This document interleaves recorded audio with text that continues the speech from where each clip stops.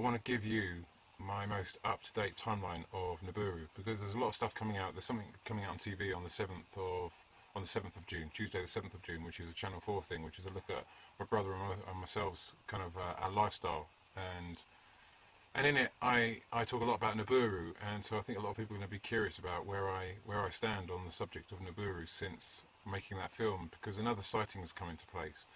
And so it's really been quite an exciting discovery of seeing how this thing unfolds and what this thing is doing, and all its movements. And I haven't got it right.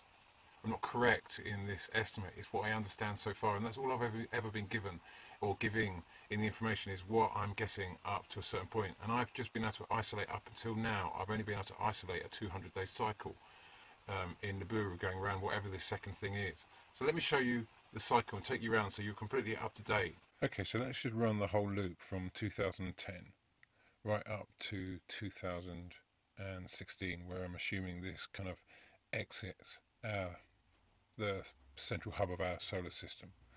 So we're just looking at the general movement of Nemesis coming over the top of the sun, with this thing circling around it, coming rapidly up to 2016 now. And we're going to go again and explore this a little bit more deeply to understand this date and this point right here, why we arrive at this point, all these different sightings that we've seen along the way to arrive at this point. Okay, so let's run 2010 through and pause it right there. And so what you're actually seeing there is Nemesis coming up behind the sun. We're basically at the end of 2010, coming into 2011. Nemesis coming up behind the sun. Okay then, so we go into 2011 and March 2011. Now I don't know if the angle of this is exactly like this. It could easily be like this,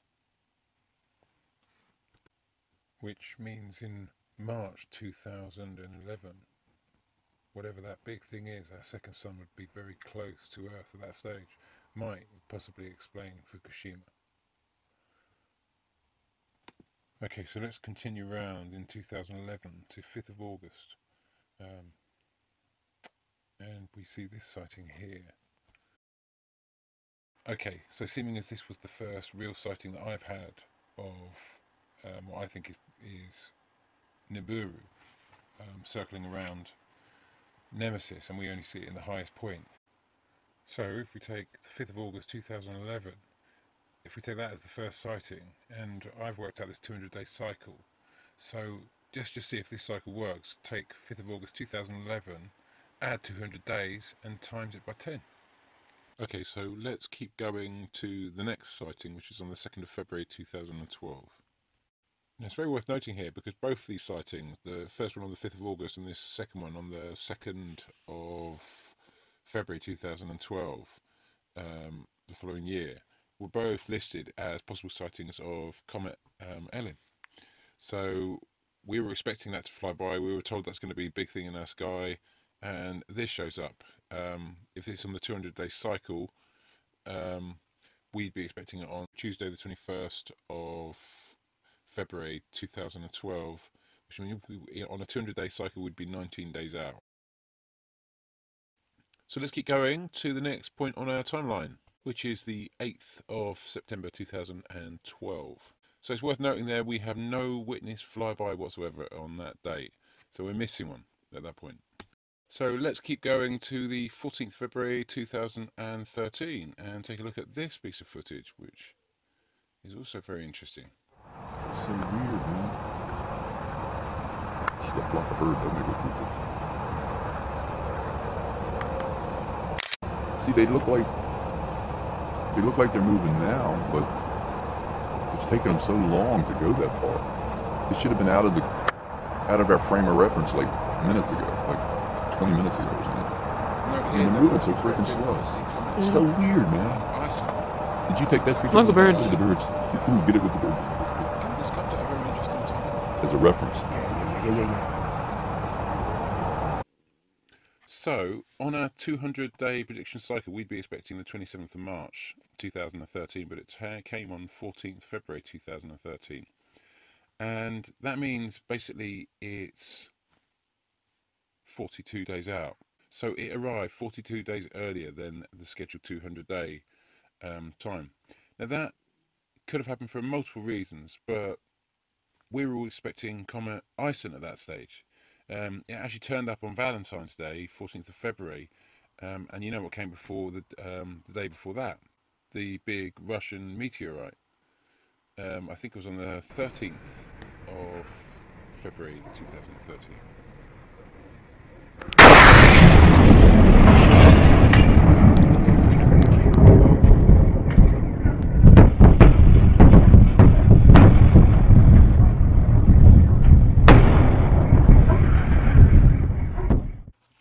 Okay, so let's keep going around, and we come to the next sighting, which is on the 14th of October 2000.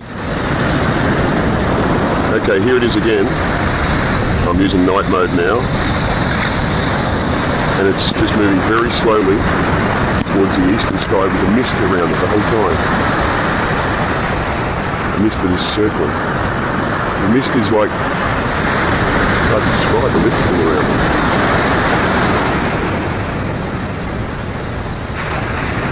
Coming into the east now, the mist follows it the whole way.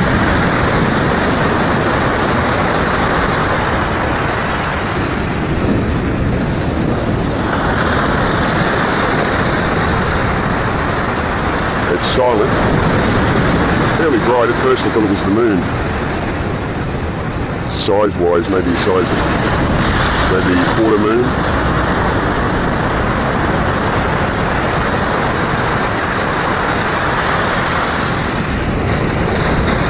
The amazing thing is the mist just moves with it the whole way.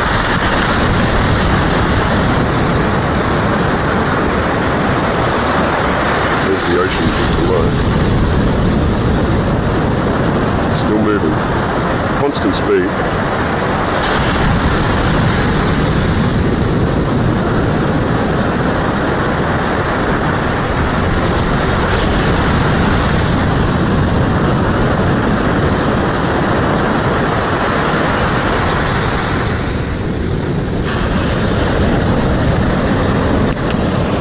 And it's disappeared now. Okay, so on a 200-day cycle that we've been looking at, that would have been due on the 13th of October 2013. It came 14th of October 2013. So we were a day out. But what was interesting is the perspective. Let me just give you a fast forward of it here. What's interesting is this sense of something coming towards us with the tail behind it, and we're getting this amazing view. And for this reason, I've got a funny feeling that our cycle of Nemesis going over the top and coming around the sun is a little bit more like this. Okay, so let's keep going around now to 1st of May 2014. And we'll just make a note at that point to say that there was no witness sighting that I could find on that day in our 200-day cycle. So let's keep going. Which means we come to the 23rd of November 2014, to this sighting over Canada. It's an incredible sighting. We would have actually been expecting in our 200-day cycle for it to be on Monday the 17th of November 2014, which means basically we were 6 days out, which is a distinct pattern that's starting to show here. So let's keep going now to the next sighting, which was on 8th of June 2015. So this was seen by Vicky Acklin on the 8th of June 2015, just after sunset, literally following the sun down. We would have been expecting the 5th of June 2015. So that's 3 days out. So we're really starting to see this pattern now. Okay, so let's keep going now to the next sighting, which was my own sighting on the 28th of August 2015, where I was with my girlfriend at the time, Dana Day, and she pointed up, we were up in the Pyrenees, and she pointed up to me and said, "Dave, what's that?" And I turned around and I looked and I was just like, "What is that?" You know, and up to that point, I'd only ever seen this whole. I'd seen Nibiru in a crazy dream that told me this was what the fuss was all about, and then to go up to the Pyrenees and suddenly see this sighting, and begin the calculations of actually trying to find, realizing that there really was something up there, and and starting to assemble this whole timeline which I'm giving to you now. And of course, this this posting, which came out on Last Messages a month later, which was very similar to what we saw, is just a lot bigger. And of course, that led up to the big sighting on the 22nd of December 2015 that I'd made a prediction in the previous video, where my truck had burst into flames 3 hours after I'd posted the video. And so you can imagine that was pretty mad, because I'd gone up to the mountains and discovered this Nibiru Nemesis, made this crazy video, and then the truck had literally caught fire directly after, and it was because of the truck catching fire that caused a lot of attention. That really put me on the radar a lot more. I thought it was really losing everything, but actually put me on the radar a lot more in my whole story, made my story a lot more public. And then the video went on to get nearly 100,000 hits, which was when Channel 4 or Love Productions got in contact with me soon after that. And it all started getting quite curious, and I was seen as really quite a madman. Until, of course, we come round in the cycle to the next point, which is the 22nd of December, and we have these two sightings. So this is an amazing shot. It was either on the 19th or the 20th of December 2015, 2 days before our 200-day window. And, you know, I wondered what the tail was made of, and, you know, what I'm thinking now is, because the way it orbits around this thing but gets very close to the sun each time it does a cycle, I'm of a mind that the surface is actually getting vaporized by the heat of our sun as it's flying on through. I don't think this is ice, I don't think this is a comet, I think this is a planet, and the surface is literally leaving a trail of everything that's coming from this. That is the vapor trail. And then this 4 days later. Holy moly, that's no freaking airplane. December 24th, 2015. Central Indiana, this is Becky Lewis. Oh my freaking God. Are you kidding me? Let me tell you, that is no freaking airplane. That's in the southeast, where I always get the red glow. Holy God. Shit, I can't even hold it still. Please, excuse my language. Oh my gosh. I am just tripping out. What the frick? Oh my freaking gosh. Friends, it is going to go behind that stuff and I won't be able to see it anymore. Oh my gosh. And of course, here's where we've had the big sighting that's changed everything. This is on the 28th of March 2016.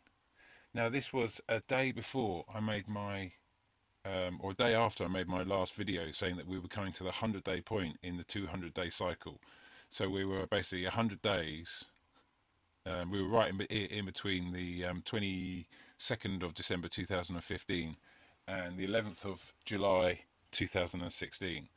So Becky Lewis filmed this on that day, and this is filmed at sunset, so it looks like it's heading in the same direction, except that note that she's filming this at sunset, not sunrise. So you've got a picture that she's looking out at the same kind of thing, but she's upside down from where she was at sunrise when she first filmed it on the 24th of December 2015, 100 days before.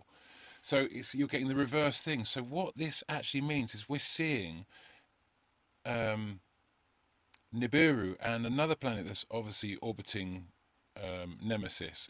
We're seeing these planets for the first time on the far side of their cycle, which means it's passed clean through the ecliptic, because we haven't been able to see these because they've been too close to the sun, and suddenly on this side they're not close to the sun anymore. So it means it's dropped through the southern hemisphere of our solar system and is heading out from whence it came. It's absolutely clear evidence. We've been waiting for that 100-day appearance at some point throughout this cycle. We know unless it's just going to continue to orbit our sun, but if it begins an exit out, then we understand that it's finally come through to the southern hemisphere of our solar system. Note that there's two things that are two comets, asteroids, whatever you want to call them. To me, they're just two planets orbiting Nemesis, Nibiru and something else. And we saw it in, what was it, February 2012. and we're seeing it again here in 2016. So I'm just assuming that we're getting to learn about another orbit around Nemesis that only shows itself periodically. We've definitely got the 200-day orbit of whatever that is, but we're getting something else there as well. That's also coming up every occasionally, but it's very clear they're both obviously clearly orbiting the same thing, and they're both coming to view only rarely. But Nibiru has a distinct 200-day orbit, whatever that is Nibiru. Okay, and pretty much hereafter, you know, we're in prediction now, aren't we? We come to July the 11th, which is the next highest point in the cycle that we've understood it. But we're starting to see a big change because of our previous sighting, where we've seen Nibiru plunge through the southern aspect of our solar system. We've learnt so much more about its position in that moment that, you know, everything I did with Channel 4, we hadn't had that sighting yet. So it was still unclear. Had we missed it, or had it happened? It's happened, it's come through. So now we can only predict that this is the final big passing point. I mean, I don't truly know the angle, the trajectory. It could be that it's more like this, and which could potentially give it a later time. You know, we're talking days and weeks, more than months here, a difference. But at this point, we've got a juncture around about December, January. It could be earlier, you know. I truly do not know its position. I'm desperately trying to calculate it on a very limited amount of sightings and information. I built this whole flash player, you know, what to do with the information that I've had. No one's really been able to understand me. I'm just completely doing this on my own. I live in a truck. I'm trying to put this information together. I've just lost everything in a fire. I'm trying to make enough money just to sort of like get all this stuff. So I'm building a house while I'm doing this. I'm trying to work out how best to do this. So I'm thinking, you know, because I've had to try and find some work to make some money and everything else like that. So to try and put all this information together, I thought how best to do it. And I thought best to learn how to use Flash and to try and compress all this information into some functional pathway that everyone can understand. And this is the best I can do. And you know, the crazy thing is that all this information has come in whilst I'm giving this crazy message about, which is the reason I wrote my book Laughing Gas, which was that Britain would face a choice of whether we choose to stay in Europe or cut our anchors at this time. And, you know, you might think that David Cameron is pro-Europe, but I don't believe that's the case. I believe he's orchestrated this. He was the one who set up, who brought about the European referendum in the first place. And then you've got Tony Blair, you know, representing sort of like Europe at the moment, while the Chilcot case is going on, which is disputing whether the Iraq war was legitimate. Not that Tony Blair can be prosecuted in this, because he's got immunity from this from the very start. So you've got this person that's representing Europe that we all absolutely loathe. We've got all these characters representing Europe at the moment. You know, Tony Blair was going to be the president of Europe, but was he? You know, in Europe it was an absolute joke. But Rupert Murdoch and all the tabloid papers are making us feel as if we absolutely loathe Europe at the moment, as if we want out. And this is a big part of the whole political play that's happening as a result of what's coming in here. This is much bigger than you're realising. There's a lot of people truly understand that this thing's coming in and are gearing up for it, and breaking us away from Europe is a very dangerous thing right now, because you break away from all forms of human rights if you do this right now. We head into a situation where we really are on our own, and we know that it's to do this because we are in fear of refugees coming into our country, when we know that these refugees are in many cases fleeing the very bombs that we've actually supplied, and a lot of conflict that we've exacerbated. We know the best solution to this is not to close our borders, but to keep our borders open, but to stop supplying weapons and stop creating wars. you know, we can look and say, did Europe do this? Did Europe do all the crimes that Tony Blair did? Did Europe do all the crimes that David Cameron did? What I consider crimes, you know, invading Libya. I think that was wrong. Just like that, I thought Tony Blair invading Iraq was wrong. Did Europe do those things? Was that Europe to blame? You know, you've got to ask yourself, did Europe do it? Are you being fooled here? Because guys, I'm not going to be at Glastonbury this year.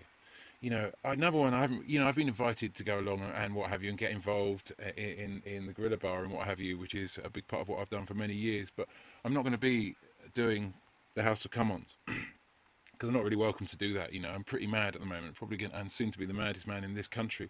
But I cannot contribute to a massive show that's going to be a massive distraction to this EU vote, because I see what they're doing. They're trying to distract you away from it, repulse you away from Europe. And Europe is what you won after the Second World War, after all the lobbying. That's what you finally got, a proportionally run electoral system.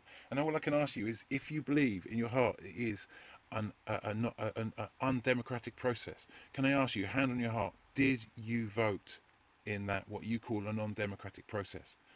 Because if you didn't vote, then I can only tell you that what you call was a non-democratic process was simply a non-democratic process for you. Europe didn't do this, guys. Tony Blair, our horrible government, David Cameron, you know, these are all, you know, you can't blame Europe for this. You're being fooled. You're being fooled. Don't do it, guys, because you don't want to break from Europe when this thing is coming in. You just don't want to do that. It's called karma displacement, where you blame something else. It's a scapegoat. You don't want to make this mistake. Guys, I'm not going to go to Glastonbury. I'm going to vote, and then I'm going to get out of the country, because I've got a funny feeling you're all going to do what you normally do. You're not going to vote, and then you're going to blame your apathy, or you're going to blame the whole system that is really your apathy. You know, 66% of the population didn't vote in the last European election, and it was taken over by the very people that are telling you it's such a terrible thing. Took over the European Commission, tried to drive us into TTIP, and then you blame Europe, but it's actually the non-voters that had complete power. It's a proportionally run system. Guys, you're being duped. You know, don't let your apathy take over here. Don't let this big show, Glastonbury, be a massive distraction. Make sure you vote. Make sure you do what you've got to do. You know, because if you lose Europe, you truly lose all power of choice, which means you lose your sovereignty. And that's what this is all about. Because if you're not sovereign when this thing comes in, you are in a very vulnerable place. We are in a very vulnerable place. So I'm going to vote by post myself, and I'm not going to. I don't even want to be in this country at the point of that election, in case you decide to vote out, or just do the worst thing possible and sit on the fence and don't vote at all. Thank you, ladies and gentlemen. Sorry for a bit of a rant, but loving you and leaving you.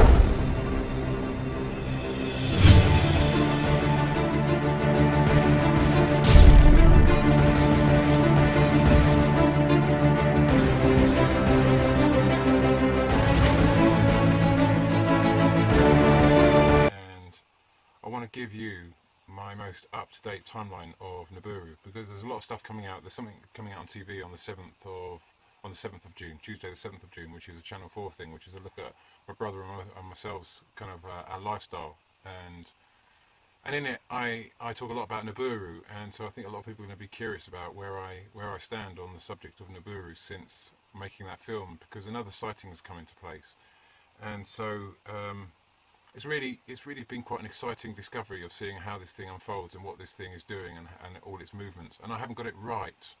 I'm not correct in this estimate. It's what I understand so far, and that's all I've ever been given or giving in the information, is what I'm guessing up to a certain point. And I've just been able to isolate up until now. I've only been able to isolate a 200-day cycle in Nibiru, going around whatever this second thing is. So let me show you the cycle and take you around so you're completely up to date. Okay, so that should run the whole loop from 2010 right up to 2016, where I'm assuming this kind of exits the central hub of our solar system. So we're just looking at the general movement of Nemesis coming over the top of the sun with this thing circling around it, coming rapidly up to 2016 now.